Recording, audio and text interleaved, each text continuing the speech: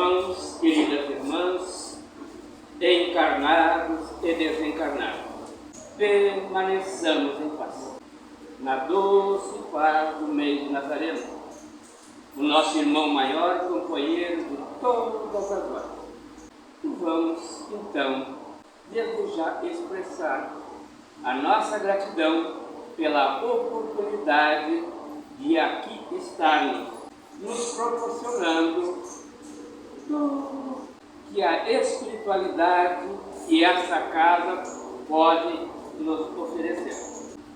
Então convidamos a todos neste momento a elevar o pensamento a Deus, a Jesus, a egrégora da nossa querida Casa do Evangelho, pela oportunidade desse encontro fraterno, para que juntos possamos, através do exercício de despertar da consciência, melhor compreender as leis divinas, a oportunidade da vida, para que possamos nos tornarmos, pouco a pouco, seres melhores.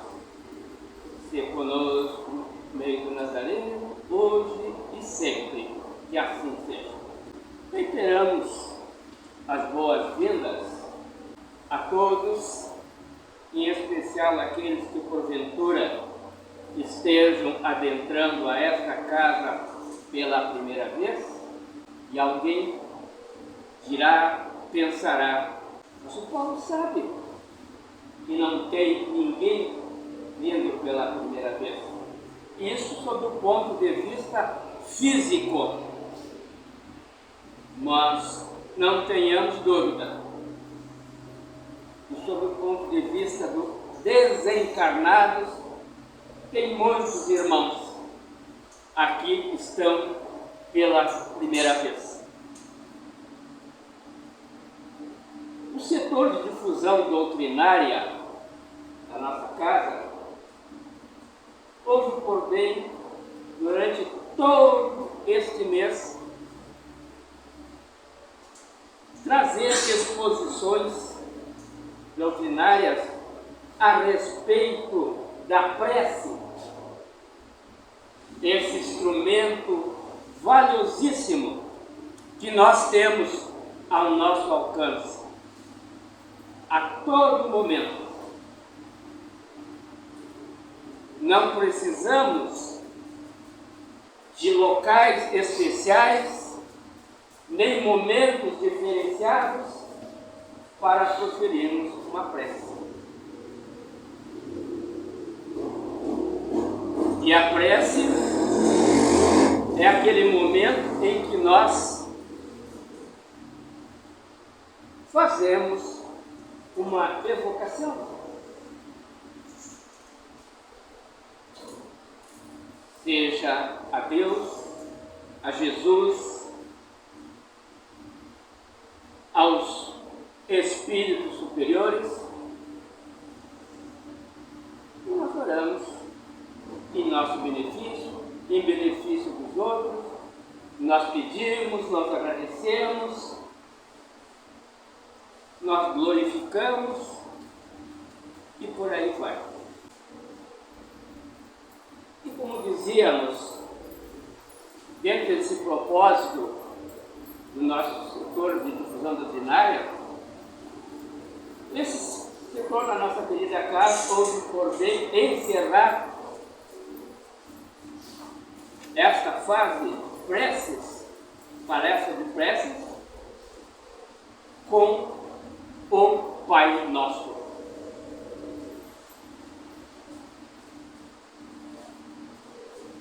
E nada mais oportuno, nada mais profundo e muitas vezes nada mais desconhecido, inclusive. O Pai Nosso? Quem é que não conhece o Pai Nosso? De fato, se há uma coisa ecumênica, ou seja, que reúne todas as religiões, prece do Pai Nosso. Nós podemos estar num grande grupo, onde tem pessoas das mais variadas crenças.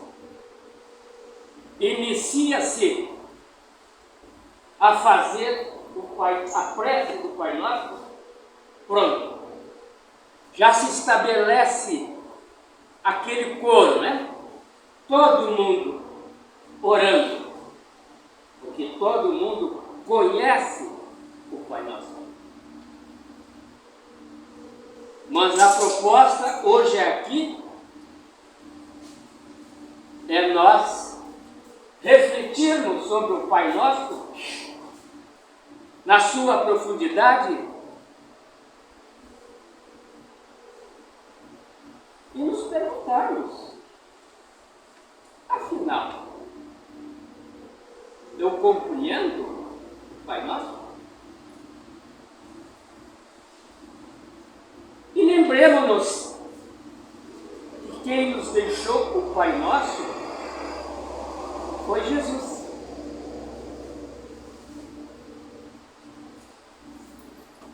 E o que os Espíritos nos falam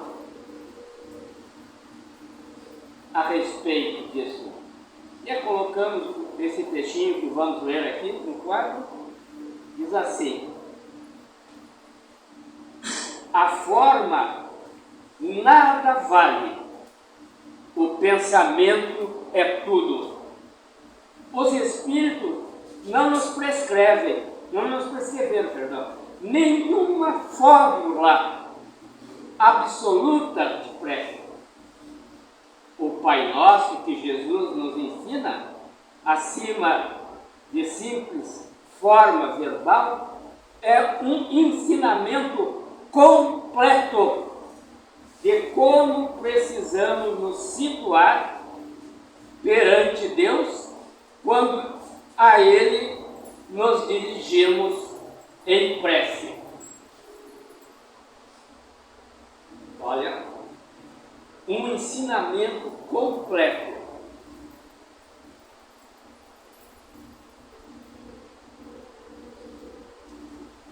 Nós iniciamos o Pai Nosso assim: Pai Nosso, que estás em toda a harmonia do universo. Mas qual é o significado disso? Qual é a reflexão que eu tenho que fazer disso? Deus é a inteligência maior que coordena toda essa harmonia do universo. E o que é essa harmonia? Se nós prestarmos atenção a uma árvorezinha que tem ali na entrada da casa, ela está muito bonita, é outono.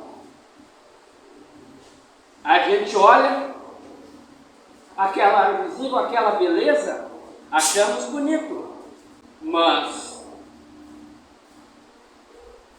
aquela perfeição ali daquela árvore, aquela beleza daquela árvore, quem foi capaz de fazê-la?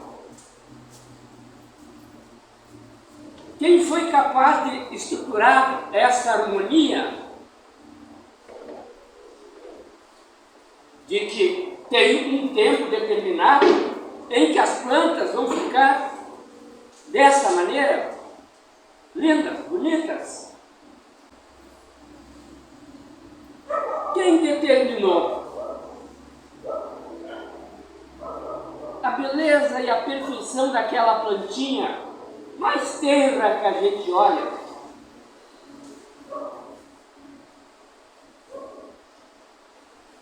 Quem fez aquilo? Se nós olharmos um inseto e atentarmos os detalhes daquele bichinho, as funções que ele tem, por exemplo, um formigueiro. Um formigueiro grande, tem milhares de formigas. E tem uma organização tal naquele formigueiro que cada uma delas pertence a um grupo que tem uma determinada tarefa naquele formigueiro. Um enxame de abelha, da mesma forma, tudo tem ali, tem até uma hierarquia entre elas, tem até a abelha rainha, tem aquelas que têm a tarefa de coletar o pólen, tem aquelas que têm a tarefa de fazer o mel, as migrações das aves, que viajam milhares e milhares de quilômetros, às vezes de um continente ao outro. Para quê? E lá naquele outro continente tem o clima ideal para que eles possam procriar. Muitas daquelas aves não voltarão, muitas irão morrer lá. Mas quando chegado a hora de retornar à sua morada, terá centenas, milhares de novos pássaros. Quem organizou tudo isso? Então, Deus está na harmonia do universo. Venha a nós o vosso reino.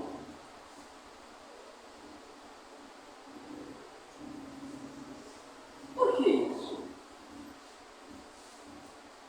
Porque Deus criou leis perfeitas e se nós as seguíssemos, todos nós seríamos felizes. Então nós ansiamos pela compreensão desse reino e dizemos: venha a nós o vosso reino. Seja feita a vossa vontade, assim na terra como no céu e como em todos os mundos habitados. Opa! Fica claro que não existe vida só aqui. E a nossa incompreensão da grandeza divina nos faz ter essa ilusão, não é mesmo? De que só tem vida aqui na Terra. Há pouco ouvíamos durante o Evangelho lá uma análise sobre essa questão da ciência e da religião. E a ciência, com seu notável avanço, criou toda uma estrutura para tentar ver se tem condições de vida em outros planetas. Tal planeta não pode ter vida, não tem água lá. Desconhecimento das leis divinas.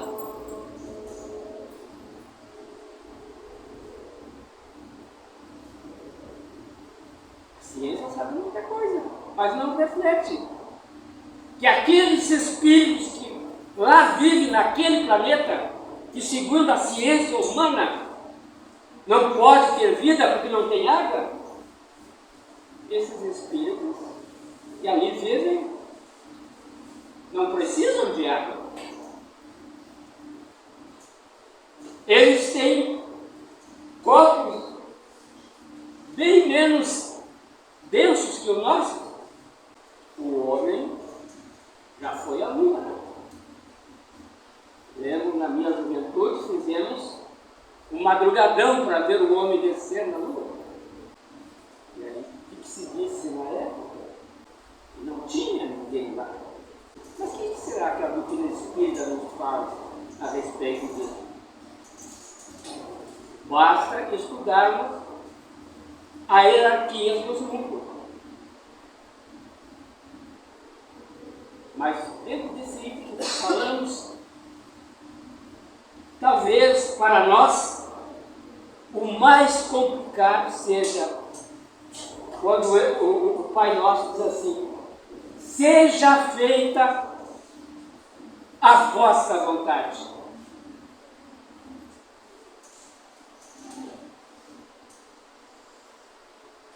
Opa! Será que eu já estou preparado para realmente aceitar que seja feita a vontade de Deus? Mas Ele não é o Criador de tudo? Ele não é a inteligência suprema? Então Ele não sabe o que é melhor para cada um de nós? Nós, no momento consciencial em que nós estamos, para nós tem determinadas situações que torna-se realmente bastante difícil eu entender: seja feita a vossa vontade. Diz para uma mãe que acabou de perder o filho de forma estúpida: ah, foi feita a vontade de Deus.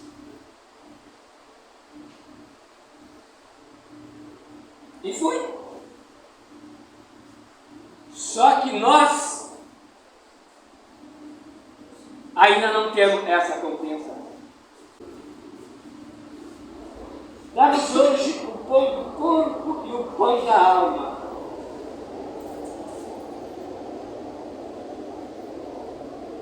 O pão do corpo a gente até que entende. Até porque o nosso organismo, se nós tivermos com fome,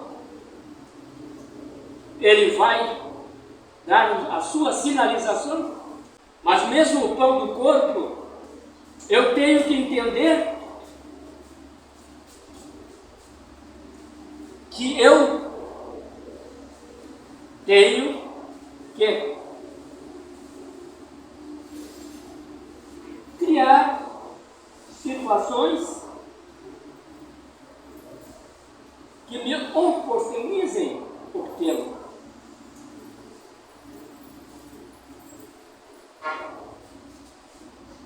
Alguém dirá: ah, mas será que as oportunidades são iguais para todo mundo?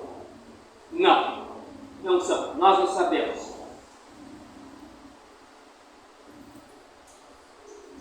Mas por que não são iguais para todo mundo? Porque Deus fez dois tipos de pessoas. Uns para terem, outros para não terem nada. Não. Aí que entra a segunda parte, que a primeira é dar-nos o pão do corpo e o pão da alma. O que é o pão da alma?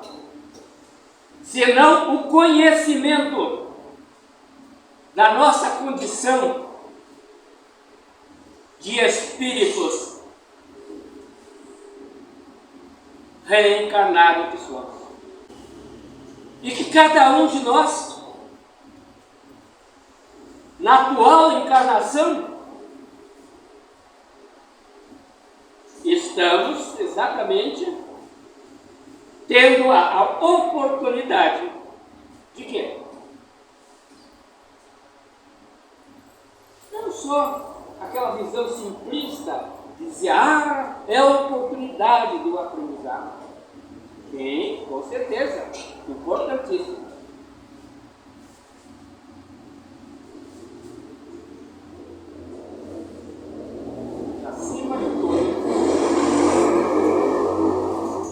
compreender que nós, enquanto espíritos imortais que nós somos,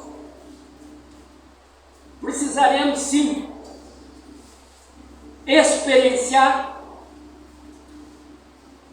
as mais diversas situações, para que através dessa vivência eu consiga sim amadurecer como individualidade. Perdoai-nos como perdoamos aqueles que nos têm ofendido. A minha rogativa de perdão, ela passa por uma reflexão de que eu já estou assim, também tendo um olhar para o outro. Eu quero ser perdoado, mas não tolero isso de parte do outro. E essa reciprocidade não tem como ser diferente. Todos nós estamos linkados à lei de causa e efeito. Não me deixeis cair em tentação, mas livra-me de todo o mal. Eu posso sim pedir, não posso como devo pedir, para ser livrado dessa. Mas qual é o movimento íntimo que eu estou fazendo para serenamente perceber em mim aquelas questões que eu preciso mudar? Ninguém precisa ficar se chicoteando, se culpando por determinadas questões que a gente ainda não consegue. Mas eu tenho que ter sim uma determinação muito clara de querer me melhorar. Livra-me de todo o mal. Quando a gente diz isso, a gente está querendo, né, que nada de não bom não nos aconteça. Mas que mal se refere essa prece que Jesus nos deixou? Livra-me de todo mal. Mas que mal é esse? O mal que ainda está em mim. Simples assim. O Pai Nosso nos dá um roteiro muito seguro de como devemos estar naquele momento que elevamos uma prece a Deus.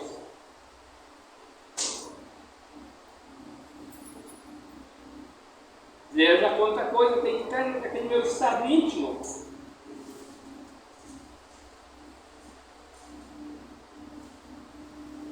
Eu tenho que estar movido por um sentimento de submissão a essa força superior.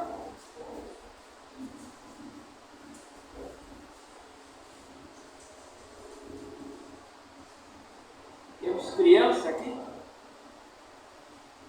Quando um pai, uma mãe diz para uma criança: não faz isso, não vai ali. Por quê que um pai e uma mãe fazem isso? Demonstração de amor.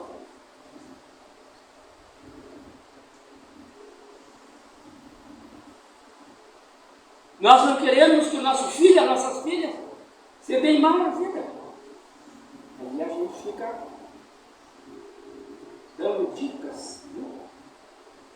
Às vezes meia com prazo de validade já vencida, mas a gente com todo o carinho aí lá e diz: então, por que nós não somos muitas vezes submissos aos conselhos que Deus nos dá? E isso é tão fácil, a gente saber quais são os ensinamentos de Deus. Isso não implica religião, implica consciência de que nós somos seres criados por Deus. Então, quando nós fizermos o Pai Nosso, vamos refletir sobre como eu estou naquele momento. O que está contido naquela minha rogativa? Muitas vezes eu sequer me permito aquietar o meu íntimo para rogar alguma coisa. Muitas vezes a nossa prece nos sai do coração como uma exigência. Se eu estou enfrentando uma dificuldade, eu faço uma prece em estado de aflição. E no meu pensamento e no meu coração está: eu não mereço isso. Mas Deus é a inteligência suprema, causa primária de todas as coisas. E o seu querido Filho nos deixou esta oração. E, para finalizar, atentemos à psicosfera que fica quando nós oramos o Pai Nosso. As mesas mediúnicas, quando chega um irmãozinho com sentimento de ódio, de rancor, e ele se mostra um tanto irredutível na sua posição, nos seus sentimentos, e aquele irmão que está de dialogador aquele dia diz assim: vamos orar, Pai Nosso. O que ocorre? Se forma naquele grupo toda uma corrente fluídica amorosa. E pouco a pouco vai acelerando aquele irmãozinho, aquela irmãzinha. Que o Pai Nosso não seja para nós algo mecânico, mas que cada frase nós reflitamos um pouco sobre a profundidade dessa prece. Como diz aqui no Evangelho, é o ensinamento completo para nós aprendermos a nos dirigir ao nosso Pai de amor. Estejamos em paz, permaneçamos em paz. E assim seja.